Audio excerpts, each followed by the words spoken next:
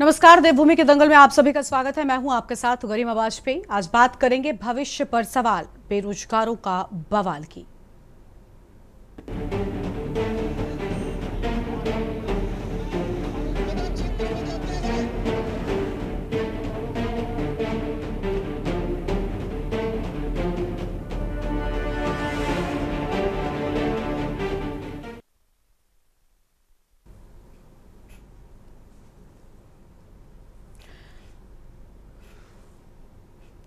तो उत्तराखंड में अधीनस्थ सेवा चयन आयोग की परीक्षा में सामने आई धांधली की जांच मुख्यमंत्री पुष्कर सिंह धामी ने एसआईटी गठित करके कराने के आदेश दे दिए हैं। यह जांच अब हाईकोर्ट के रिटायर्ड जज की देखरेख में कराई जाएगी।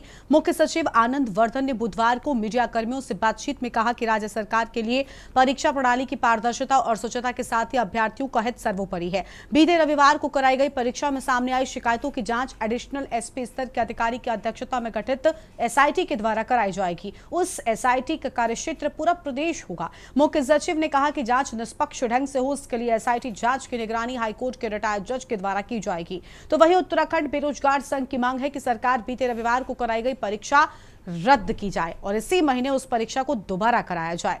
यूके SSSC पेपर लीक की जांच सीबीआई से कराई जाए। जब तक सरकार मांगे नहीं मानती है तब तक बेरोजगारों का प्रदर्शन जारी रहेगा। आज इसी मुद्दे पर करेंगे विस्तार से चर्चा। खास मेहमानों का पैनल हमारे साथ में होगा, लेकिन उससे पहले ये रिपोर्ट देखिए।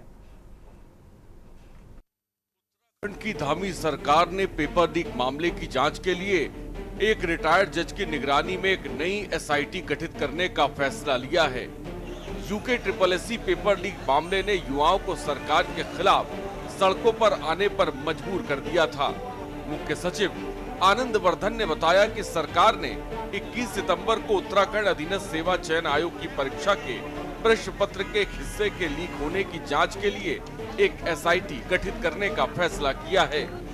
मुख्य सचिव आनंद वर्धन ने मीडिया कर्मियों से बातचीत करते हुए कहा कि राज्य सरकार के लिए परीक्षा प्रणाली की पारदर्शिता और शुचिता के साथ ही अभ्यर्थियों का हित सर्वोपरि है और इसी क्रम में बीते रविवार को कराई गई परीक्षा में सामने आई शिकायतों की जांच एडिशनल एसपी स्तर के अधिकारी की अध्यक्षता में गठित एसआईटी द्वारा कराई जाएगी।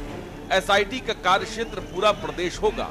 मुख्य सचिव ने कहा कि जांच निष्पक्ष ढंग से हो, इसलिए यह भी एसआईटी जांच की निगरानी हाईकोर्ट के रिटायर्ड जज के द्वारा की जाएगी। रिटायर्ड जज और एसआईटी सभी जिलों में जाएंगे और इस दौरान कोई भी व्यक्ति उन तक परीक्षा से संबंधित तथ्य और सूचना दे सकता है। उन्होंने बताया कि जांच एक माह में संपन्न की जाएगी। तब तक के लिए उत्तराखंड अधीनस्थ सेवा चयन आयोग की ओर से परीक्षा के संबंध में आगे की कोई कार्रवाई नहीं की जाएगी। एसआईटी जांच में दोषी व्यक्ति के खिलाफ कठोर कार्रवाई की जाएगी। साथ ही भविष्य में इस तरह की घटनाएं न हो, इसके लिए भी आवश्यक कदम उठाए जाएंगे। उन्होंने कहा कि सरकार के लिए छात्रों का हित सबसे ऊपर है। साथ ही ये उतना ही महत्वपूर्ण है कि छात्रों और आमजन का परीक्षा प्रणाली पर भरोसा बना रहे।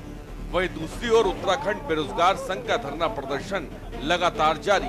उनकी मांग है कि सरकार बीते रविवार को कराई गई परीक्षा रद्द की जाए। 2022 के बाद से अब तक 100 से अधिक नकल माफियाओं को जेल की सलाखों के पीछे पहुंचाने का काम किया है, परंतु कुछ लोगों को ये रास नहीं आ रहा है। आज हमारे युवा नौकरियों में अवसर पा रहे हैं, इसलिए युवाओं के भविष्य को अंधकार में धकेलने के लिए संगठित होकर पेपर लीक कराने के षड्यंत्र रचे जा रहे हैं। कोचिंग माफिया और नकल माफिया एक होकर राज्य में नकल जहाज छेड़ने का प्रयास कर रहे हैं। जांच से पहले ही प्रदेश में अराजकता फैलाने का प्रयास कर रहे हैं। लेकिन मैं आप सभी उन सभी नकल माफियाओं को, उन जिहादियों को बता देना चाहता हूं कि हमारी सरकार राज्य में नकल माफियाओं को जब तक मिट्टी में नहीं मिला देगी तब तक हम चैन नहीं करेंगे। सबसे इम्पॉर्टेंट है सरकार के लिए कि हम लोग भी अभिभावक हैं, हमारे छात्रों का, हमारे अभ्यर्थियों का विश्वसनीयता वो उस पर बनी रहे हमारे सिस्टम पे। तो अभी तक जो भी इन्वेस्टिगेशन हुआ है, अगर क्योंकि तरह तरह की बातें रहती हैं, तो इसलिए एक व्यापक एसआईटी बनाई जाएगी। उसमें सभी मतलब डिस्ट्रिक्ट पुलिस भी हो सकती है, एसटीएफ भी हो सकती है, जो भी उसमें रिक्वायर्ड मैन पावर होगा वो मैन पावर उस एसआईटी को दिया जाएगा और उसको एडिशनल एसपी हेड करेंगे। तो मैंने इसलिए कहा ना, किसी के पास और भी अगर कोई तथ्य या कोई सूचना या कोई जानकारी होती है तो वो उस एसआईटी को उपलब्ध करा सकता है। घोषित न होने का कोई मतलब ही नहीं है। सबसे पहले हमारी मांग ये है कि इस परीक्षा को तत्काल इसको रद्द करके फिर से और री एग्जाम की घोषणा जो है तुरंत की जाए और 1 महीने के भीतर जो है परीक्षा हो। ये घोषणा पहले होनी चाहिए। पहले आप जांच कर रहे हैं, अच्छी बात है, लेकिन जांच भी कौन सी हो? सीबीआई जांच हो।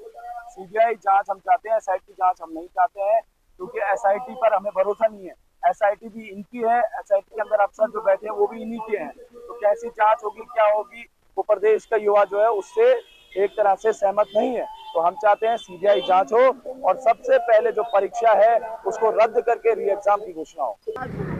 खड़कोट में ही नहीं, पूरे उत्तराखंड में आज पूरे उत्तराखंड का युवा परेशान है, पीड़ित है।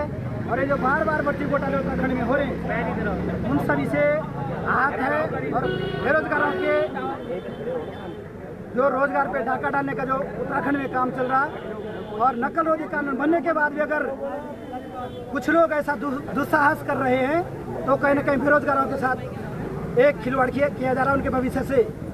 हम चाहते हैं कि जब तक धामी सरकार और मोदी सरकार उत्तराखंड के भर्ती घोटाला और इस पेपर लीक की सीबीआई जांच नहीं करवाती है, तब तक उत्तराखंड का युवा चैन से नहीं बैठेगा। आज इस रैली के माध्यम से हमने ये बता दिया है कि धामी सरकार अभी भी समय है, समय रहते आप जो है तत्काल सीबीआई जांच की संस्तुति दें और उत्तराखंड की भर्ती घोटाला की सीबीआई जांच होनी चाहिए। वही मुख्य विपक्षी पार्टी कांग्रेस ने प्रदेश में बीते रविवार को संपन्न हुए यूके SSSC परीक्षा पेपर लीक की जांच हाईकोर्ट के सेटिंग जज की निगरानी में सीबीआई से कराने की मांग की है। प्रदेश कांग्रेस मुख्यालय में आयोजित पत्रकार वार्ता में प्रदेश कांग्रेस के वरिष्ठ उपाध्यक्ष संगठन सूर्यकांत धस्माना ने कहा कि परीक्षा के ठीक एक दिन पहले राज्य के नकल माफिया सरगना के नाटकी गिरफ्तारी, फिर रविवार को पेपर के दौरान ही आधे घंटे में पेपर का बाहर आ जाना और फिर पेपर के प्रश्नों के हल के साथ सोशल मीडिया में वायरल हो जाना, और फिर इस बात का खुलासा सबसे चौंकाने वाला है कि परीक्षा केंद्र में लगे जैमर 4G के थे, जबकि आज मोबाइल फोन पर 5G काम कर रहा है। तो कैसे 4G 5G को इंटरसेप्ट कर सकता है? और ये पूरे मामले को और ज्यादा संदिग्ध बना रहा है। इसलिए अब इस पूरे पेपर लीक प्रकरण की हाईकोर्ट की सेटिंग जज की निगरानी में सीबीआई जांच होनी चाहिए। धस्माना ने कहा कि यूके SSSC अध्यक्ष का ये बयान प्रश्न पत्र के 3 पन्ने बाहर तो आए, लेकिन इसको पेपर लीक नहीं कह सकते। ये अफसोसनाक बयान, और उनको अब पद पर बने रहने का कोई नैतिक अधिकार नहीं है। इसलिए वे स्वयं त्याग पत्र दे दें या राज्य सरकार को उनके तत्काल बर्खास्त करें। धस्माना ने कहा कि प्रदेश के बेरोजगारों के साथ राज्य की सरकार पिछले 8.5 सालों से धोखा कर रही है। उन्होंने ये भी कहा कि सभी विभागों में भर्तियां बंद हैं और कुछ विभागों में भर्ती की परीक्षा होती भी है तो उसके पेपर लीक हो जाते हैं, जिससे सालों से पेपर की तैयारी कर रहे युवाओं को निराशा व्याप्त है। चलो रेडी सर, एक बार फिर से पेपर लीक हुआ। बेरोजगार सिंह ने दावा किया है एक सेट वैसा ही बाहर आया जैसा अंदर परीक्षा में आया। देखिए, बड़ा दुर्भाग्यपूर्ण है, भारतीय जनता पार्टी के राज में एक बार फिर उत्तराखंड के बेरोजगार नौजवानों के साथ धोखा हुआ है। उत्तराखंड बेरोजगार, पूरे राज्य के बेरोजगार इस इंतजार में थे कि यूनियन पब्लिक सर्विस कमीशन और यूके SSSC एग्जाम करावे, भर्ती करे, भर्ती शुरू करे। और आज जब यूके SSSC का पर्चा हो रहा था, लाखों नौजवान इंतजार कर रहे थे कि हम पर्चा देने के बाद हमारी बारी आएगी रोजगार की, और वो पर्चा लीक हो जा रहा है। कल शाम को ही शक हो गया था जब इस प्रदेश के अंदर पर्चा लीक के जो सरगना है हाकम सिंह, जो भारतीय जनता पार्टी के नेता हैं, जो भारतीय जनता पार्टी से संबंधित है, भारतीय जनता पार्टी के खद्दरधारी लोगों का संरक्षण जिनको प्राप्त है। उत्तराखंड अधीनस्थ लोक सेवा चयन आयोग द्वारा जो पेपर लीक प्रक्रिया अभी हुई है, ये प्रक्रिया इस राज्य के लिए आम हो गई। बल्कि उत्तराखंड क्रांति दल का कहना यह है कि वर्तमान सरकार के कार्यकाल में बेरोजगारों की अनदेखी हो रही है। उन्हें रोजगार सरकार देना नहीं चाहती। बार बार पेपर लीक हो रहे हैं।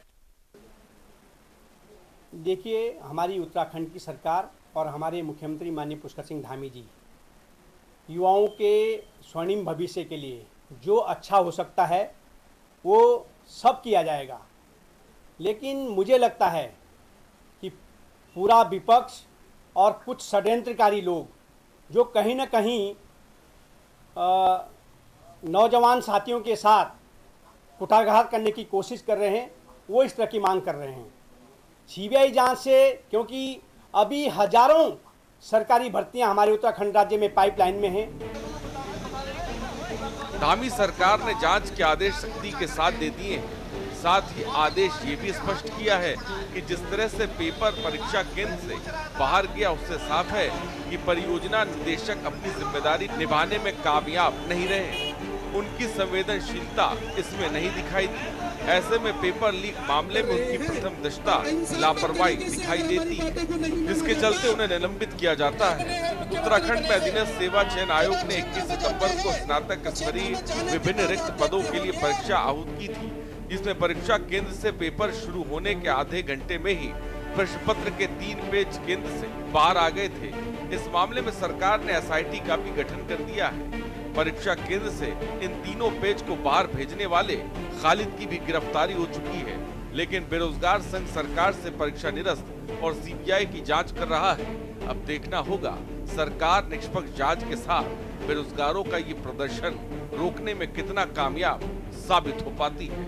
Uttarakhand desk report.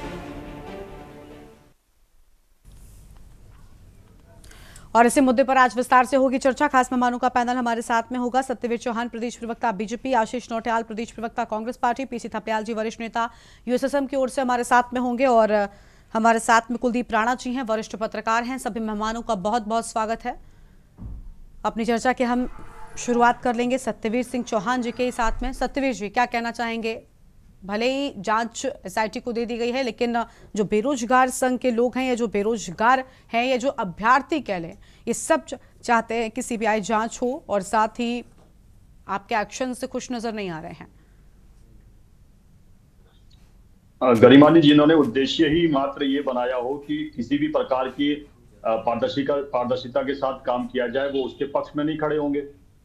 तो फिर उनके लिए इस प्रकार के जितने भी कदम उठा लिए जाए तो मुझे लगता है वो नाकाफी है। और जहां तक उत्तराखंड में भर्ती परीक्षा हो या रोजगार सृजन करने की बात हो, चाहे सरकारी नौकरियों में चाहे गैर सरकारी संस्थानों में, जिस प्रकार से हमारी सरकार ने विगत 8 वर्षों में रोजगार देने का काम किया है, आप किसी भी हिमालयन राज्य को उठा के देख लीजिए, या भारत सरकार की जो रिपोर्ट आई थी कि सामान्य रोजगार में सबसे अगर रोजगार देने में कोई प्रदेश है, उत्तराखंड प्रदेश है।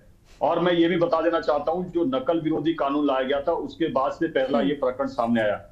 आदरणीय मुख्यमंत्री और उनकी पूरी टीम ने जिस प्रकार से बड़ी गंभीरता के साथ इसकी तह में जाने का काम किया है, और लगातार प्रयास है कि उन तक अगर इसमें किसी प्रकार का कोई लूप होल दूसरा भी है, किसी प्रकार का कोई संदिग्ध नेटवर्क भी है, किसी प्रकार की अगर कोई चेन मिलती है, तो वहां तक पहुंचने के लिए ये 5 टीमें गठित की गई, चाहे पुलिस की हो, चाहे आपके एसआईटी आपकी इंटेलिजेंस की हो, या तमाम वो एजेंसियां हो। साथ ही साथ इसके तहत एसआईटी का गठन किया गया। उसमें तमाम उन लोगों को रखा गया जो कानूनविद है, जो कानून का किस प्रकार से कड़ाई से पालन किया जा सकता है, उन सभी लोगों को रखा गया है। और मैं ये भी बता दूं कि ये उन्हीं उत्तराखंड के छात्रों के लिए नकल विरोधी कानून लाया गया था, जो बहुत ही परेशान थे, जो कांग्रेस के समय से जो लगातार इस प्रकार की अनियमितताएं पाई जा रही थी। और ये पहला ऐसा और मैं ये भी बता देना चाहता हूं, पूरे अगर आप 2016 से पहले का डेटा उठा के देख लीजिए, आप सरकार से ले सकते हो, सूचना अधिकार से ले सकते हो, मात्र 16,000 नौकरियों का ही सृजन हुआ था। और आदरणीय मुख्यमंत्री पुष्कर सिंह धामी की सरकार में 25,000 से अधिक नौकरियों का सृजन हुआ है। और विदाउट एनी कोई उसमें किसी प्रकार की हेरा फेरी हो या किसी प्रकार का आपको देखने का मिला हो जब से ये नकल विरोधी कानून आया है। और ये किसके लिए लाया गया? उन्हीं छात्रों के लिए। लेकिन आप उन्हीं छात्रों को तो आप उन्हीं छात्रों की मंशा पर तो सवाल खड़े कर रहे हैं सत्यवीर जी, आप उन्हीं छात्रों की मंशा पर सवाल खड़े कर रहे हैं। एक तरफ आप सख्त नकल विरोधी कानून की बात कर रहे हैं, आप कह रहे हैं कि इस कानून के आने के बाद से कोई हेरा फेरी नहीं हुई, तो ये जो पेपर लीक मामला था ये था क्या? हाँ गरिमा जी, ये पहला प्रकरण है, मैं आपको बता रहा हूँ। ये जो 25,000 नौकरियां देने के बाद ये पहला प्रकरण है और इसमें जितने भी इसमें गुनाहगार होंगे उन पे ये नकल विरोधी कानून लागू होगा। ये कानून की जो आपको जब पहली बार ये इंप्लीमेंट होते हुए दिखेगा और ये अंतिम सांसें गिन रहा है अपनी। आप ये देखिए 2022 से लेकर 2025 में बैठे हम और पहली बार उत्तराखंड के अंदर गरिमा जी ऐसा होता है कि जब नकल विरोधी कानून लागू होता है उसके बाद यूकेएसएससी पहली बार कैलेंडर जारी करता है कि किसका कौन से विभाग का कब एग्जाम है, कब उसका इंटरव्यू है, कब उसका पूर्ण सिलेक्शन हो जाएगा।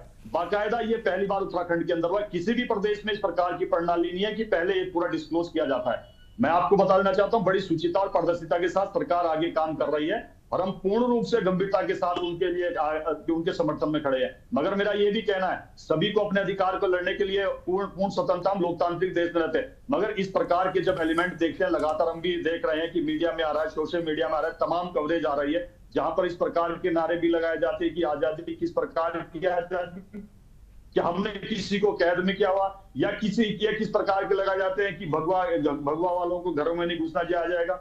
मैं स्पष्ट तौर से कह देना चाहता हूं, भगवा हमारा ही नहीं, ये पूरे भारत का, हमारी सांस्कृतिक समृद्धि का सबसे शक्तिशाली प्रतीक है। चाहे योगेश्वर श्री कृष्ण महाराज से लेके या छत्रपति शिवाजी महाराज से लेके महाराणा प्रताप तक, उनके सभी के रखते ये भगवा ध्वज लहराता था। यही नहीं, जब प्रकाश की किरणें जब सुबह आती है तो सूर्य का रंग भी भगवा होता है। किस किस को नहीं घुसने दोगे आप? क्या सूर्य की किरणों को अपने घर में नहीं घुसने दोगे? ठीक है, आप बताइए, चलिए किस और जा रहे हैं हम? ठीक है, चलिए सत्यवीर जी, चलिए मैं बड़ी खुश हूँ, सुनिए सत्यवीर जी, मैं बहुत खुश हुई कि कम से कम बीजेपी का कोई पहला प्रवक्ता आया जिसने कम से कम ये स्वीकार तो कर लिया कि हाँ पेपर लीक हुआ है।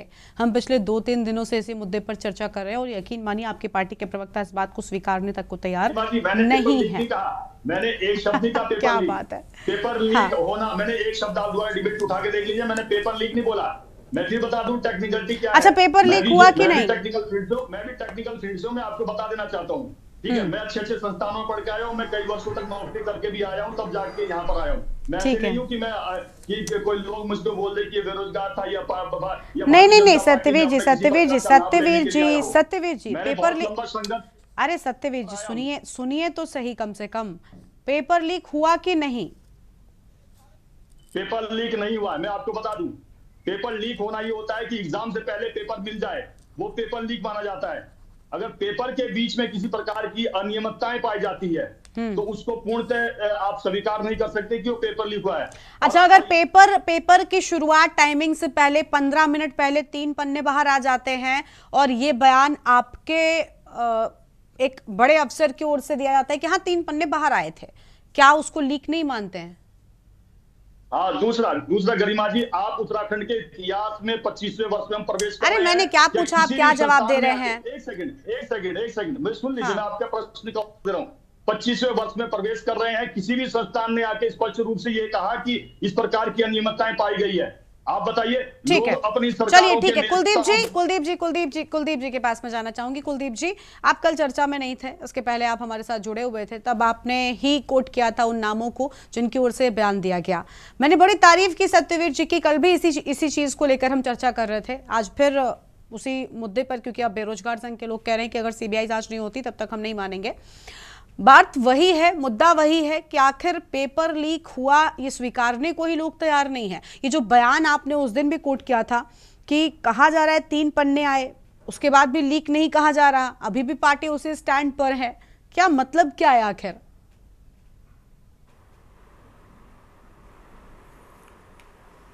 कुलदीप, हाँ। इस पूरे प्रकरण में सरकार और भाजपा बड़ी दुविधा की स्थिति में है। ये पूरा प्रकरण उनके लिए गर्म दूध बन चुका है, ना तो वो निगला जा रहा है ना वो उगला जा रहा है उनसे। निराशाजनक बात ये है कि प्रदेश के युवा मुख्यमंत्री को, जहां प्रदेश के युवाओं के साथ खड़ा होना चाहिए था, वहां इसके उलट चीजें निकल करके आ रही हैं। 2016 में हुई ग्राम पंचायत विकास अधिकारी की भर्ती प्रकरण में धांधली के आरोप में 2022 में मुख्यमंत्री पुष्कर सिंह धामी ने तत्काल आरबीएस रावत, जो पूर्व पीसीसीएफ रहे हैं, एक रिटायर्ड आईएफएस ऑफिसर, बड़े गजेटेड ऑफिसर रहे हैं, बड़ा शानदार उनका कार्यकाल रहा है, तत्काल उनको एसटीएफ उठा करके जेल में डाल देती है। 70s के बैच के आईएफएस थे वो, उनको जेल में डाल देती है। 2 साल के बाद, 2.5 साल के बाद उनकी जमानत होती है। उसके अलावा 4 और अधिकारी, आरबीएस रावत उत्तराखंड के चमोली जनपद के रहने वाले हैं, ठीक है। 2016 का मसला था, जिसके बाद वो त्यागपत्र दे देते हैं, लेकिन एसटीएफ उनको गिरफ्तार कर लेती है और 2022 में उनको जेल हो जाती है जी। यहाँ 2025 में एक प्रकरण सामने आता है जिसमें पेपर लीक साफ साफ दिखाई दे रहा है। साफ साफ पता लग रहा है कि पेपर बाहर आ गया है, 3 पेज बाहर आ गए हैं। ये समझ में नहीं आ रहा है कि लीक का मतलब क्या होता है। मतलब ये या तो भाजपा की डेफिनेशन में कुछ अलग होता है पेपर लीक होना, ठीक है, कि पेपर बाहर आ गया है लेकिन लीक नहीं हुआ है, ठीक। अरे भाई 100 सवालों में से 100 नंबर के 100 सवालों में से अगर 30 सवाल भी बाहर आ गए हैं तो आपका तो पूरा का पूरा रिजल्ट इधर से उधर हो जाएगा, ठीक है ना। लेकिन अभी तक गणेश शंकर मार्तोलिया, जो कि इस समय UKSSC के चेयरमैन हैं, अभी तक इनको ना तो सस्पेंड किया गया है, ना तो इनको हटाया गया है, ठीक है, कोई कार्रवाई नहीं की गई है। पिथौरागढ़ निवासी गणेश मार्तोलिया पिछले 2 साल से UKSSC के चेयरमैन हैं। ऐसी क्या जरूरत आन पड़ी गणेश मार्तोलिया को, जो उनको पुलिस के एसएसपी ऑफिस में जा करके प्रेस कॉन्फ्रेंस करनी पड़ी। आयोग स्वतंत्र आयोग है, वो अपने ऑफिस में बैठ करके भी प्रेस कॉन्फ्रेंस कर सकते थे, ठीक है, लेकिन बड़ा सवाल यह है कि क्या जरूरत पड़ गई जो वहां जाकर के उनको प्रेस कॉन्फ्रेंस करनी पड़ी। 2 दिन पहले हाकम सिंह पकड़ा गया और हाकम सिंह से इसी मामले में चीजें स्पष्ट होकर के आई, ठीक। और जब प्रवक्ता यहां पर कह रहे हैं कि कुछ नहीं हुआ है, पेपर लीक नहीं हुआ है, जब पेपर लीक नहीं हुआ है तो वो टिहरी की शिक्षिका कैसे सस्पेंड कर दी, क्यों सस्पेंड कर दी गई? एग्जैक्टली। वो 2 पुलिस अधिकारी क्यों, 2 पुलिसकर्मी क्यों सस्पेंड हो गए हैं इस पूरे मामले में? आएंगे सत्यवीर जी, आएंगे। हाँ भाई, जो पेपर तो लीक नहीं हुआ है ना। अच्छा, और तीसरी बड़ी चीज देखिए, अभी मैं आपके चैनल पे भी सुन रहा था और कल शायद चीफ सेक्रेटरी ने भी ये बात कही कि हाई कोर्ट के रिटायर्ड जज की निगरानी में एक कमेटी बनाई जा रही है, ठीक। अभी हकीकत यह है कि जो कमेटी एसआईटी बनी है, उस कमेटी में, उस एसआईटी में हाई कोर्ट के जज का नाम ही नहीं है। वो एडिशनल एसपी की अध्यक्षता में कमेटी बनी है। तो ये खुद समझ में नहीं आ रहा है कि ये हो क्या रहा है, सरकार करना क्या चाह रही है। युवाओं का विश्वास दिन प्रतिदिन अपनी संस्थाओं से, जिम्मेदार संस्थाओं से टूटता जा रहा है, अपनी सरकारों से टूटता जा रहा है। लेकिन बावजूद इसके मैं ये नहीं समझ पा रहा हूं कि ये पूरा का पूरा प्रकरण किस दिशा में जा रहा है और सरकार इसको किस तरीके से हैंडल करना चाह रही है। ठीक है, बिल्कुल। और देखिए, चर्चा हम कल भी उसी चीज पर कर रहे थे और आपने वही बातें कही थी कि, और मैं आपको ये, हाँ कुलदीप जी हमारे साथ में कल सुरेश जी जुड़े हुए थे, आज भी जुड़ेंगे अभी थोड़ी देर में। प्रदेश उपाध्यक्ष हैं उत्तराखंड बेरोजगार संघ की ओर से, उनकी ओर से एक बड़ा सिंपल सवाल सत्ता पक्ष के प्रवक्ता से किया गया कि भाई what is the definition of leak. सुनने में थोड़ा हास्यास्पद लग रहा था, लेकिन स्थिति को अगर मिलाते हुए देखें तो बिल्कुल ठीक बात है कि असल में लीक की परिभाषा क्या है, क्या शायद यही स्पष्ट नहीं है। आप जो गणेश मार्तोलिया के बयान की बात कर रहे हैं, ये बयान कोई मायने नहीं रखता। उन टीचर्स को लेकर जो बात कह रहे हैं, ये सब हवा में हो गया। हाकिम सिंह को ऐसे ही गिरफ्तार कर लिया गया और सारे एक्शन हो रहे हैं, लेकिन किस चीज को लेकर हो रहे हैं वो स्वीकारने से डर है। ऐसा क्यों? आखिर आप कुछ दिखा रहे थे। हाँ, एक तो आवाज रिपीट हो रही है मेरी यार, और दूसरा फैन पैच कर दीजिए तो फोन। ठीक है कुलदीप जी, कुलदीप जी को जोड़ते हैं हम। कुलदीप जी, आवाज मिल रही है क्या आपको हमारी? कटा हुआ है पहला वाला भाई, तभी तो। कुलदीप जी को आवाज नहीं मिल पा रही है। कुलदीप जी ने कुछ गंभीर प्रश्न उठाया, मैं उसको उत्तर देना चाहूंगा। नहीं, सत्यवीर जी थोड़ा इंतजार करिए, बाकी और मेहमान है उनको जोड़ते चलेंगे, उनकी ओर से भी प्रश्न आएंगे, आप उनको सबको जोड़कर तब उत्तर दीजिएगा। माफी चाहेंगे सत्यवीर जी। चलिए ठीक है, 30 सेकंड दिया आपको, बोलिए। कुलदीप जी ने प्रश्न उठाए हैं कि जो असिस्टेंट प्रोफेसर है और जो अधिकारी जो निलंबित किए गए उन्हें क्यों निलंबित किया गया कि जब लीक नहीं हुआ। अरे जब अनियमितताएं पाई गई है तभी तो उनको निलंबित किया गया है। आप लीक में और पेपर आउट में अगर अंतर नहीं समझ रहे हो तो मुझे लगता है थोड़ा सा उस पर गहनता से आपको अध्ययन करना चाहिए कि लीक और पेपर आउट होने में क्या अंतर है। पेपर आउट होने में और लीक में मैं थोड़ा सा अच्छा हमें समझा दीजिए। मैं खुद भी मैं आपसे चाहती हूँ कि ऐसे इसमें कोई बड़ी बात नहीं है, शायद हम उस चीज से के लिए अज्ञानी हो। आप बताइए पेपर आउट और लीक होने में क्या अंतर होता है? मैंने स्पष्ट कहा कि अगर पेपर एग्जाम होने से पहले किसी के पास मिल जाता है तो इसका मतलब पेपर लीक हुआ है। अगर वो एग्जाम होते हुए वो पाया वहां से आया है और एक गंभीर जो 15 मिनट पहले बयान में ये कहा गया कि 15 मिनट पहले 3 पन्ने, अरे एक सवाल भी बाहर आता है ना तो उसको लीक माना जाता है। ये क्या क्या पैमाने हैं आपके लीक होने के? इसीलिए आपसे बेरोजगार संघ के जो प्रदेश अध्यक्ष हैं, उपाध्यक्ष जी, वो कल यही सवाल बीजेपी के प्रवक्ता से पूछ रहे थे कि what is the definition of leak, क्या एलिजिबिलिटी है इस चीज की कि अगर भाई इतने सवाल लीक होंगे तभी लीक कहा जाएगा या इतने सवाल नहीं होंगे तो लीक नहीं माना जाएगा। ऐसी कोई पैमाना है क्या? ठीक है, चलिए इस पर चर्चा आगे बढ़ाएंगे। आपके पास 30 सेकंड से सत्यवीर जी, ठीक है, लौटेंगे और मेहमानों को भी चर्चा में जोड़ेंगे। देवभूमि के दंगल में एक छोटे से ब्रेक के लिए यहाँ पर रुकेंगे, कहीं मत जाएगा। छोटे से ब्रेक के बाद जल्द लौटते हैं। आप देख रहे हैं के न्यूज, खबरों का सारथी।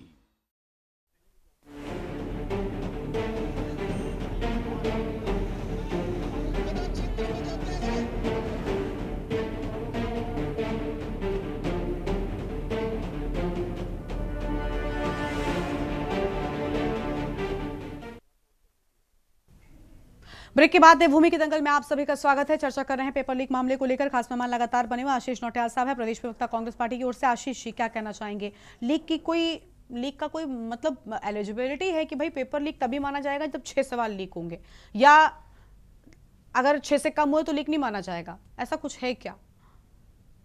गरिमा जी, ये जो हम जिस युग में चल रहे हैं ये युग अलग है। ये युग वो नहीं जो चला आ रहा था। अब तो बड़े अलग तरीके के लोग रहते हैं जिनकी नसों में सिंदूर जब बह सकता है तो फिर पेपर लीक का मतलब कुछ और हो सकता है।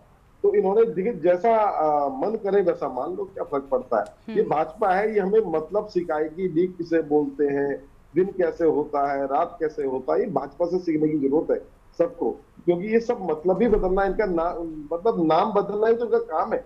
किस चीज का, कभी जगहों का नाम बदल देते हैं, कभी लीक का नाम बदल दिया। तो लीक अब ये सोचते हुए पेन लीक होता है, इस टाइप की चीजें लीक होती है, ये लीक नहीं होता है ना। तो देखिए लीक जो होता है, हम लोगों ने तो पहले जब से सुनते थे और चाहे आधा घंटे पहले बाहर आए चाहे 1 घंटे बाद बाहर आए, मतलब पेपर खत्म होने से पहले बाहर आ गया ना, तो फिर वो लीक ही हो गया। अब लेकिन चलो इनकी भाषा में उसको कुछ और ही मान लेते हैं, लेकिन जो भी हुआ गलत। आज पेपर बाहर आता है और उनके ही प्रदेश अध्यक्ष किस तरह की बातें बोलते हैं कि पेपर बाहर नहीं आया और रिजल्ट अंदर नहीं गया। किस प्रकार की, पता नहीं किस नशे में है ये लोग, क्या बोलते हैं क्या करते हैं समझ नहीं आता। लेकिन जो भी है, युवाओं में बहुत गुस्सा है, युवा बहुत गुस्से में है और निश्चित सरकार को इन युवाओं को संभालना चाहिए और समझाना चाहिए, क्योंकि युवा अगर गलत राह पर चला गया, युवा अगर नाराज हो गया तो परिणाम बहुत घातक हो सकते हैं।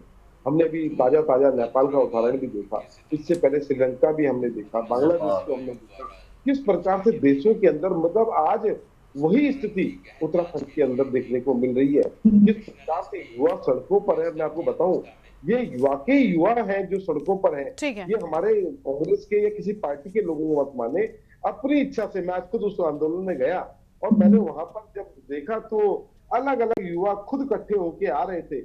इसको आंदोलन बोलते हैं, ये किसी पार्टी के भड़काने से नहीं बना। बिल्कुल ठीक है, कोई रोल नहीं। ठीक है सर, आपकी बात आ गई। ठीक है, लौटेंगे आपके पास में। ठीक है आशीष जी, लौटेंगे आपके पास में। पीसी थपलियाल जी हमारे साथ में हैं, वरिष्ठ नेता यूएसएसएम की ओर से। बहुत स्वागत थपलियाल जी आपका। थपलियाल जी, बेरोजगार संघ की सीधी मांग है कि भाई सीबीआई जांच कराई जाए और इसी महीने दोबारा से परीक्षा भी कराई जाए, लेकिन एसआईटी को जिम्मेदारी दे दी गई है। क्या ये जो विवाद है खत्म होगा और जो बेरोजगार संघ के लोग हैं, जो युवा हैं, जो अभ्यर्थी जो सड़कों पर हैं, जिनका राजनीतिक कनेक्शन नहीं है लेकिन अपने भविष्य को लेकर वो चिंतित हैं? अभी 25,000 का मुझे लगता है आंकड़ा, मैं बहुत श्योर नहीं हूं, अभी सत्यवीर जी जो बता रहे थे कि उसके बाद ये पहला ऐसा मामला है जो सामने आ गया। कम से कम ये तो कह रहे हैं कि कोई मामला हो तो गया है, वरना लीक को तो अस्वीकार कर दिया इन्होंने बिल्कुल।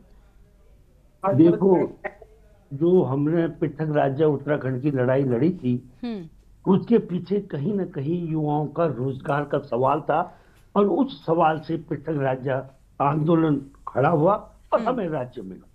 और राज्य धीरे धीरे ये माफियों के हाथ में जा चुका है। अभी जो पत्रकार महोदय ने एक सवाल खड़ा किया कि आखिर क्या है कि जो यूके के अध्यक्ष को हटाया नहीं जा रहा, क्योंकि अगर उसको हटाएंगे तो उस गैंग का पूरा खुलासा कर सकता है वो, जिस गैंग में पूरी सरकार इन्वॉल्व है। ये छोटा मोटा गैंग नहीं है।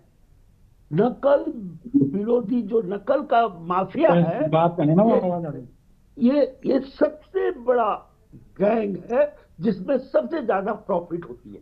आपने देखा होगा कि हमारी गरीब सरकार कैसे पता चला प्रॉफिट हो रहा है दिल्ली के लिए कैसे कैसे कमाती है, किस तरह से ठीक है खनन के कारण। लेकिन सवाल खड़ा होता है कि बेरोजगार संगठन ने जब एक सवाल खड़ा किया, एक शंका जाहिर की, तो क्या सरकार को इस तरह से विरोध करना चाहिए? बेशरम सरकार आज पूरा बेरोजगार संघ के साथ पूरी उत्तराखंड की जनता खड़ी हो चुकी। आज पूरे यहाँ से पूरी तौर से आज बेरोजगार संघ के साथ लोग खड़े हैं, युवा खड़ा है। और एक सवाल ये खड़ा है कि अगर ये पाक साफ थे तो इन्होंने एक प्राइवेट कॉलेज में जो भर्ती करवाया, जो एग्जाम करवाया, उस एग्जाम के बाद जब ये प्रॉब्लम लीक आउट हो गई, ये एक इशू बन गया, तो इन्होंने नकली स्टूडेंट बस में क्यों भरे? वो तो भगवान बद्रीनाथ ने हमारी मदद की, इन बेरोजगार युवाओं की मदद की कि जो उनको बेनकाब कर सके। हमारी ऋषिकेश की यूनिट ने उनको नेपाली फार्म में पकड़ के मुखट्टा हटा दिया जी। वो उन्होंने स्वीकारा। मास्टर जो अध्यापक आ रखे थे वो भी शर्मा के भागे वहां थे। ये स्थिति, ये षड्यंत्र अगर सरकार, किसी भी राज्य की सरकार करती है तो निश्चित रूप से उसको तो क्या होना चाहिए, यहाँ पे कैसी कैसी बातें करके डिफेंड करने के लिए आ जाते हैं। लेकिन आज पूरा उत्तराखंड का युवा आक्रोशित है और ये लड़ाई, तुम छोटी छोटी चीजों के लिए तो सीबीआई इंक्वायरी कर लेते हो और हर सिंह के पीछे सीबीआई, फलाने के पीछे सीबीआई, एक बिल्डर के पीछे सीबीआई। लेकिन युवाओं के भविष्य की चिंता शायद उतनी ज्यादा नहीं है, क्योंकि वहां पर राजनीतिक मामला थोड़ा सा कम है, राजनीतिक एंगल इसमें थोड़ा कम होता है। हालांकि दल उसे लपकने का प्रयास करते हैं, लेकिन उससे बहुत बड़ा ना फायदा नुकसान नहीं होता, इसलिए किसको चिंता है। एसआईटी के हवाले कर दिया गया। चलिए ठीक है, लौटते हैं आपके पास में थपलियाल साहब। अभी हमारे साथ में सुरेश सिंह जी जुड़ चुके हैं, प्रदेश उपाध्यक्ष उत्तराखंड बेरोजगार संघ की ओर से। बहुत स्वागत सर आपका। सर, कल भी हमारे साथ आप चर्चा में थे, एक सवाल आपने किया था कि भाई what is the leak of definition of leak, और वही सवाल आज हमने फिर से सत्ता पक्ष के प्रवक्ता से किया कि भाई what is the definition of leak, लेकिन उनकी भी शायद परिभाषा अलग है। क्या कहना चाहेंगे आप? अभी सीबीआई जांच की मांग हो रही है, लेकिन अब एसआईटी के हवाले मामला क्या क्या है? क्या इससे बेरोजगार संघ, युवा, अभ्यर्थी संतुष्ट हैं इस एक्शन से? देखिए, बहुत बहुत धन्यवाद। क्षमा चाहता हूं थोड़ा देर से जुड़ने के लिए। दरअसल सरकार के पास और जो हमारे भाजपा के प्रवक्ता बैठे होंगे उनके पास लीक का जवाब कभी नहीं मिलेगा, ना ही वो सीट कराने के इच्छुक हैं। किंतु हम इनकी पोल पट्टी खोलते रहेंगे। एक लाइव शो हमने रात को परसों 11 बजे चलाया, एक और शो की तैयारी है। इनको जब तक तोड़ेंगे नहीं तब तक इनको छोड़ेंगे नहीं। मुख्यमंत्री जी, अभी भी समय है, अगर कुर्सी बचानी है तो तत्काल एग्जाम को रद्द कर दें, और नहीं बचानी है तो युवाओं को इसी तरह के परेड ग्राउंड, हम ताप रहा है ना आज परेड ग्राउंड में, युवाओं को ऐसे ही परेशान करते रहिए, युवाओं को ऐसे ही नजरअंदाज करते रहिए, युवाओं को ऐसे, युवाओं की मत सुनिए। बहुत जल्द और खुलासे होने वाले हैं और फिर नहीं बने, आपके पास कोई जवाब नहीं होगा। लीक का जवाब नहीं है कि कल माफिया जिनको गिरफ्तार किया गया है या जिनके माध्यम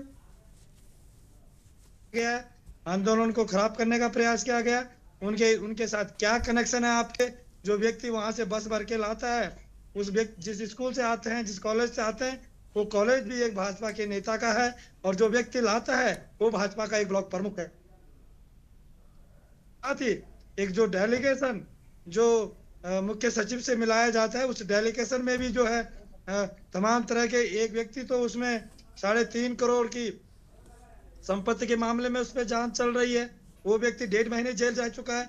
और आज हमारी सरकार के काले कारनामे देखिए, जो पोस्ट DIPR में डलती है आज उसको हटा दिया जाता है। ये खुलासे हम करते रहेंगे, मैंने पहले भी कहा, जब तक तोड़ेंगे नहीं तब तक छोड़ेंगे नहीं। इसके लिए हमें चाहे कितने यहाँ परेड ग्राउंड में घाम तापना पड़े, हमारे मोदी जी ने कहा था घाम तापो, और आज प्रदेश का युवा जो है परेड ग्राउंड में पिछले 4 दिनों से घाम ताप रहा है, लेकिन हमारे प्रदेश के मुख्यमंत्री सरकार एसी में बैठकर बड़े मौज से अपने प्रदेश के पैसे को ठिकाने लगा रहे। और जो आज हमारा युवा है, प्रदेश का गरीब तबके का युवा, पहाड़ से चलकर जो मैदान में तैयारी करता है या महंगे महंगे कोचिंग इंस्टीट्यूट में अपनी फीस देता है, आज वो जब परीक्षा को रद्द करने की मांग कर रहा है तो मुख्यमंत्री सुनना नहीं चाहते। आखिर मुख्यमंत्री बचाना किसको चाहते हैं? आखिर मुख्यमंत्री CBI से डरते क्यों हैं? कहीं यही तो वजह नहीं कि आपके जो ये छुटभैया नेता हैं, पार्टी के झंडे डंडे बोकने वाले, जो इस तरीके से कुकृत्य कर रहे हैं, जो एक पकड़ा गया उसमें एक जिला पंचायत सदस्य, और अब आप सत्यवीर चौहान जी, ठीक है सत्यवीर जी, हम आप ही के पास आ रहे हैं। सत्यवीर जी आप ही के पास आ रहे हैं, बस रुक जाइए। आपके मुख्यमंत्री के पास जवाब नहीं है। मुख्यमंत्री जी से डेलीगेशन के रूप में जाने वालों में से मैं भी शामिल था, जो 5 लोगों का डेलीगेशन मुख्यमंत्री जी से मिला है, उसमें मैं भी एक था। और हमारे कार्यकर्ताओं के बारे में अगर अशब्द, सर थोड़ा सुनिए ना, कम से कम उनको बोलने कंप्लीट करने दीजिए। आप बार-बार बीच में बोलेंगे, उन्होंने कोई अपशब्दों का इस्तेमाल नहीं किया है सर, प्लीज किसी अपशब्द का इस्तेमाल नहीं किया। भेजा गया है, आपके कार्यकर्ताओं की पोल खोल रहे हैं, और अभी तो 1-2 की पोल खोली, आने वाले 1-2 दिन और रुकिए, 1-2 दिन और रुकिए सत्यवीर चौहान जी, पोल और खुलेंगी। आपके जो अनपढ़ विधायक हैं, 8वीं फेल 10वीं फेल, वो कहते हैं लीक नहीं हुआ पेपर, वो कहते हैं लीक नहीं हुआ पेपर, और हम कहते हैं पूरे तथ्यों के साथ, पूरे साक्ष्यों के साथ। आज जितनी भी गिरफ्तारियां सरकार ने की है, वो उत्तराखंड बेरोजगार के संघ के साक्ष्यों के आधार पर की है। चौहान जी, ठीक है सुरेश जी, अब तक हुई है, ठीक है, चलिए सुरेश जी, सत्यवीर जी से हम जवाब ले लेते हैं। ठीक सुरेश जी, आपकी बात आ गई, आपकी बात निकल कर आ गई है। ठीक है सुरेश जी, शांत हो जाइए। अब सत्यवीर जी से जवाब लेते हैं। सत्यवीर जी, TRP बटोरने के लिए हमें आपकी जरूरत बिल्कुल नहीं है, ठीक है, आप जवाब दीजिए, क्या कहना चाहेंगे? अभी बेरोजगार संघ के जो, मगर मेरा इतना कहना है कि हमारी पार्टी के कार्यकर्ता और निष्ठावान कार्यकर्ता, बहुत अच्छी बात है, लेकिन ये उस वक्त में ध्यान रखा करिए जब आप दूसरी पार्टी के प्रवक्ताओं को लेकर कुछ भी बोलने लग जाते हैं। चलिए अब जवाब पर आइए, हो गया। आप तक मेरी आवाज आ रही है? हाँ आ रही है, जवाब दीजिएगा। जवाब आपका जी सत्यवीर जी, आपकी आवाज आ रही है, आप बोलिए। सुरेश जी आप शांत हो जाइए प्लीज सर। सुरेश जी शांत, नीचे रखिए, मैं सुन लिया आपको, बहुत देर से सुन रहा था मैं आपको, मैं आपके बीच में बोला नहीं। बोलिए जरा सुरेश जी को बता दूं ना, मैं उस समय पैदा हुआ था ना सुरेश जी उस समय पैदा हुए थे। जब हमारे जनसंघ के इस देश के बाद सबसे पहले त्याग और बलिदान दिया तो श्यामा प्रसाद मुखर्जी थे। वो किसके लिए था? एक देश के लिए, एक राष्ट्र के लिए, एक संप्रभुता के लिए। सत्यवीर जी, हम सत्यवीर जी कहाँ जा रहे हैं? मैं ऐसे 10 और नाम गिना दूं। हमें श्यामा प्रसाद मुखर्जी जी के महिमा मंडन आपसे नहीं सुनना, हम उनके चीजों को लेकर वाकिफ हैं और ना उन पर चर्चा है, ना उनका कोई लेना देना है। जनसेवा का कार्य करते हैं, हमने कभी सत्ता का सुख नहीं भोगा है। अरे सत्यवीर जी, मुद्दे पर आइए, मुद्दे पर आइए प्लीज। नहीं, मुझे बोलने का अधिकार है। हाँ तो आप कुछ भी नहीं बोलेंगे ना, आप कुछ भी नहीं बोलेंगे। प्रश्न चिन्ह खड़ा किया है, मुझ जैसे सामान्य जैसे कार्यकर्ताओं के बारे में प्रश्न चिन्ह खड़ा किया है। आपको अभी के नेता याद नहीं है? आपको अपनी पार्टी के नेताओं की तारीफ करने के लिए श्यामा प्रसाद मुखर्जी जी को याद करना पड़ रहा है। शर्म की बात है ये आपके लिए। स्वतंत्रता एकता अखंडता के लिए उन्होंने अपना बलिदान दिया। बहुत अच्छी बात है, हम सब उसके लिए वाकिफ है।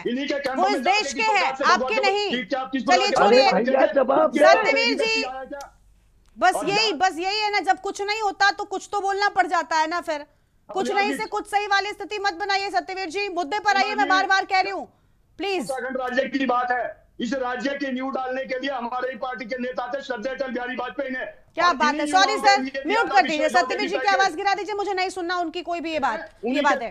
मैं नहीं चाहती, नहीं बिल्कुल टाइम वेस्ट नहीं किया जाएगा। कुलदीप जी, देखा आपने, जब कुछ नहीं तो कुछ तो बोलना ही है। क्या और मैं बोलूं, मेरी भाषा खराब हो जाएगी। बोलिए कुलदीप जी, ये हाल है प्रवक्ताओं का। देखिए ये बड़े आश्चर्य की बात है। अभी श्यामा प्रसाद मुखर्जी और दीनदयाल उपाध्याय जी का नाम लिया है, और अगर भाजपाइयों ने, भाजपा के कार्यकर्ताओं ने, भाजपा के नेताओं ने अगर वास्तव में श्यामा प्रसाद मुखर्जी को पढ़ा होता या दीनदयाल उपाध्याय जी को पढ़ा होता, ठीक है, तो इन्हें पता होता कि श्यामा प्रसाद मुखर्जी और दीनदयाल उपाध्याय, खासकर दीनदयाल उपाध्याय के 14 संस्मरण हैं। दीनदयाल उपाध्याय वाग्मय के नाम से पत्रकार हूं, इसलिए पढ़ता हूं, इसलिए बता रहा हूं। हमें भी पूरा जी हाँ, आज उनकी जयंती भी है। कुलदीप जी, उस पार्ट में मेरी चौथे किताब में साफ लिखा है कि सरकारों को, अरे तुम्हें क्या पता, कुछ नहीं पता आप लोगों को। बिल्कुल, देखिए होता क्या है, मुद्दे पर कुछ नहीं बोलना है। जो राजनीतिक दल अपने देश के युवाओं के साथ, अपने प्रदेश के युवाओं के साथ न्याय नहीं कर सकती। दीनदयाल उपाध्याय जी ने कहा है, उन सरकारों को सत्ता में रहने का हक नहीं है। ये मैं नहीं कह रहा हूं, ये दीनदयाल उपाध्याय जी ने कहा है, ठीक है, जो अपने देश के युवाओं के साथ न्याय नहीं कर सकती है। ठीक है, लेकिन देखिए ये बड़े आश्चर्य की बात है। हमने कई बार आप ही के चैनल पे, देखिए गरिमा, हमने कई बार जो सरकार ने अच्छे काम किए हमने उनकी प्रशंसा भी की। बिल्कुल। कई बार हमने थपलाल जी की डांट खाई, कई बार हमें कांग्रेस के प्रवक्ताओं ने ये भी कहा, तो आज तक सुना, मैं भी डिबेटों में रहा हूं, हमने वो भी सुना, ठीक है, लेकिन जो चीज सही है उसको सही कहेंगे, जो चीज गलत है उसको गलत कहेंगे, ठीक। अभी ये बात निकल करके आ रही थी कि 25,000 नौकरियां आई हैं। हाँ। उत्तराखंड में 25,000 नौकरियां 4 साल में लग गई। मैं उस आंकड़े को खोज रहा था, मैं भी, ये नौकरियां कहां लगी हैं। हाँ। उत्तराखंड का सबसे बड़ा विभाग शिक्षा विभाग है, और अगर ये नौकरियां लगी तो ये बेरोजगार संघ वालों का पुनः कैसे बढ़ता जा रहा है? सत्यवीर जी, मैं आपसे बार बार कह रही हूँ, सत्यवीर जी आपको आवाज नहीं मिलती क्या? आप प्लीज शांत रहेंगे? सत्यवीर जी आपसे विनती है, प्लीज बीच में मत बोलिए सर। सत्यवीर जी प्लीज, आप कह रहे कि 25,000 नहीं दिए। नहीं तो आप बार बार बीच में नहीं बोलेंगे। सत्यवीर जी मैं बार बार कह रही हूँ, आप बीच में मत बोलिए प्लीज। जब आपके पास आऊं सिर्फ तब बोलिएगा। बोलने में तो देते नहीं हो। आपको बोलने के लिए बोला गया, तब आप कुछ भी उलूल जुलूल बातें करने लग जाएंगे, तो कैसे बोलने दिया जाए? आप चुप रहिएगा। मेरी पार्टी के कार्यकर्ताओं पे, सामान्य कार्यकर्ताओं में आप अभी चुप रहिएगा, ठीक है? कार्यकर्ताओं को डिफेंड फील्ड में कीजिएगा। अभी चुप रहिए, जब आए तब बोलिएगा प्लीज। सर समय बेकार मत कीजिए, कुलदीप जी को जल्दी से सुनते प्लीज। खड़ा करिए, मैं इसके लिए मैंने कभी बाध्य नहीं किया आपको कि नहीं करे, खड़ा मत करिए। चलिए चुप रहिए सर, हो गया। कुलदीप जी आप बोलिए सर, बस यही आदत मुझे पसंद नहीं आती है। लगातार हमारे कार्यकर्ताओं का वहां की सरकार से रोज मारे जा रहे हैं, पंजाब में हमारे कार्यकर्ताओं को मारे जा रहे हैं। सत्यवीर जी आपको डिबेट में बैठना नहीं आता, मैं बार बार कह रही हूँ, चुप हो जाइए प्लीज। सत्यवीर जी को म्यूट कर दीजिए, सत्यवीर जी को म्यूट कर दीजिए। आग लगे तुम्हारी। सत्यवीर जी प्लीज सर, हाथ जोड़ के विनती है, कृपया करके शांत बैठिए और मेहमान भी आए, इनको भी सुनने और बोलने का मौका दे दीजिए प्लीज। अब जब आऊं सिर्फ तब बोलिएगा प्लीज। कुलदीप जी कंटिन्यू करिए। 25,000 नौकरियां मिली हैं और पिथौरागढ़ में स्कूल के प्रिंसिपल का चार्ज एक चपरासी को दिया जाता है। प्रदेश में 25,000 नौकरियां आई हैं, मिली हैं लोगों को, और स्वास्थ्य विभाग में विशेषज्ञ डॉक्टरों की अभी तक पूर्ति नहीं हो पाई है। उनकी भर्तियां निकाली गई हैं जो कि अभी तक लोग आ नहीं रहे हैं। मेडिकल कॉलेजों में प्रोफेसरों के, फैकल्टीज के पद लगातार खाली हैं, लगातार भर्तियों के बावजूद लोग नहीं आ रहे हैं। ठीक है, और हमें कहा जा रहा है कि 25,000 नौकरियां कहाँ हैं वो नौकरियां। सबसे बड़ा सवाल ये उठता है कि अगर वास्तव में पेपर लीक नहीं हुआ, हमने भाजपा की बात मान ली, हमने सरकार की बात मान ली, पेपर लीक नहीं हुआ है, कहीं पेपर लीक नहीं हुआ, कोई पेपर लीक नहीं हुआ, ठीक, तो फिर सीबीआई जांच करवाने से क्या ऐतराज है? बिल्कुल, दूध का दूध और पानी का पानी हो जाएगा। हाथ कंगन को आरसी किया और पढ़े लिखे को फारसी किया। आप करवाइए सीबीआई जांच। आप क्यों डर रहे हैं? पेपर लीक नहीं हुआ है तो आप क्यों डर रहे हैं? आप तो बेदाग होके निकलेंगे और जितने लोग आप पर उंगली उठा रहे हैं इन सबके मुंह पे तमाचा लग जाएगा। आप करवाइए ना सीबीआई जांच। इस प्रदेश का युवा, देखिए यहां पर थपलियाल जी हैं और हो सकता है कि हमारे जो भाजपा प्रवक्ता हमारे मित्र हैं चौहान जी और ये आशीष नौटियाल, सुरेश शायद छोटे रहे होंगे समय, हम लोगों ने उत्तराखंड का आंदोलन देखा है। ठीक, मैं इस प्रदेश के चमोली जनपद से आता हूं, पत्रकार हूं, लेकिन हमने इस प्रदेश के निर्माण का आंदोलन देखा है और हर शाम हमारे गांव के चौराहे पर बैठ करके बुजुर्गों के साथ ये चर्चा होती थी कि ये आंदोलन क्यों हो रहा है। ठीक है, प्रदेश के युवाओं को नौकरियों को लेकर के बात होती थी कि नौकरियां आएंगी अगर राज्य बनेगा, हमारी सरकार होगी, हमारा अर्थतंत्र विकसित होगा, हमारे जल जंगल जमीन विकसित होंगे। ठीक है, हमारी स्वास्थ्य व्यवस्था अच्छी होगी, स्कूलों में टीचर होंगे, अस्पतालों में डॉक्टर होंगे। ठीक, इन चीज़ों पर बात उठती थी कि यार ये राज्य बनेगा, उत्तराखंड राज्य बनेगा तो ये सब कुछ होगा। ठीक, कई बार ये सवाल भी उठता था कि हमारे यहाँ तो ज़मीन नहीं है, फैक्ट्रियाँ नहीं हैं, हमारा आर्थिक तंत्र कैसे विकसित होगा। तो ये बात आती थी कि भाई 4 धाम हमारे पास हैं, हमारे पास पर्यटन है, हमारे पास नेशनल पार्क हैं। हमने उत्तराखंड का आंदोलन देखा है और जब उत्तराखंड का आंदोलन हो रहा था हम स्कूल कॉलेजों में थे और हमने भी बढ़ चढ़ करके भाग लिया है उस आंदोलन में। हम भी युवा रहे, किशोर थे उस समय, लेकिन हमने तब भी बढ़ चढ़ करके भाग लिया है। और आज इसलिए बुरा लग रहा है हमें कि आज हमारे उसी प्रदेश का जिन युवाओं ने मिलकर के, जिन कर्मचारियों ने मिलकर के ये प्रदेश बनाया, आज उसी प्रदेश का युवा सड़कों पर है।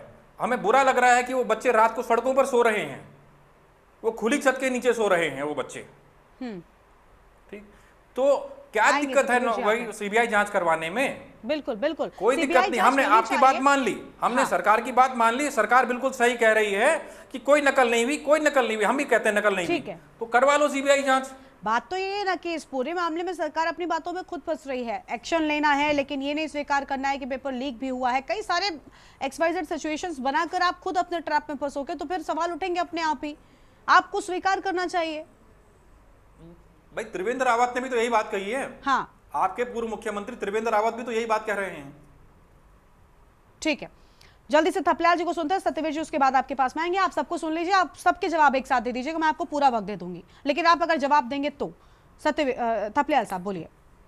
देखिए, हम लद्दाख को देख रहे हैं। लद्दाख में जिस तरह से युवा अनियंत्रित हो गया है, उसके विपरीत उत्तराखंड का युवा का संयम को हम सल्यूट करते हैं कि वो रात दिन सो रहे हैं, इन तकलीफों में सो रहे हैं वहां पे।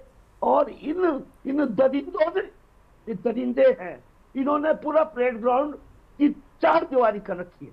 अगर मैं मुख्यमंत्री होता तो मैं निश्चित रूप से, मेरे बच्चे वहां बैठे हुए हैं, हम उनको अपना बच्चा मान के, हमें रात को नींद नहीं आ रही। हाँ थपलियाल साहब ठीक है, लेकिन थपलियाल साहब मैं चाहती हूँ कि आप स्थानीय मुद्दे पर बोलें, आप उत्तराखंड की बात करें। मैं सहमत हूँ कि लद्दाख का मुद्दा एक बड़ा मुद्दा है और उस पर बात जरूर होनी चाहिए। हम किस तरह से सड़क में सो रहे हैं। अब परेड ग्राउंड एक शानदार इस्टेब्लिशमेंट है, एक प्राउड है, उस परेड ग्राउंड को इन्होंने बेच दिया। ये ऐसे तभी तो बोल रहा हूं मैं कि ये लोग सत्ता में रहने लायक नहीं है। इस उत्तराखंड के सबसे बड़े दुश्मन है। इन्होंने उत्तर प्रदेश, अभी बोल रहे थे ना, अटल ने दिया उत्तर प्रदेश पुनर्गठन विधेयक। जब हम युवाओं को बताएंगे ना, इनको नंगा दौड़ाएंगे युवा, नंगा सड़कों पे, कि किस तरह से इन्होंने हमारे संसाधन उत्तर प्रदेश के हवाले किए, किस तरह से आज 25 साल के बाद मेरे राज्य को उपनिवेश बना रहे। उपनिवेश गुजरात का उपनिवेश बन गया मेरा राज्य। आज पूरे डब्ल्यूएक्स को देखो, बैरागी कैंप को देखो, केदारनाथ की रोप में देखो, क्या मर गए उत्तराखंड के लोग जो ये गुंडे हैं, इनका गैंग बन गया है। इसलिए कोई भी जब हमने सैन्य धाम के लिए सवाल उठाया तो उसको भी नहीं छुआ उन्होंने। उसको भी जब हम अंकिता का वीआईपी मांगा तो वीआईपी भी छुपाया।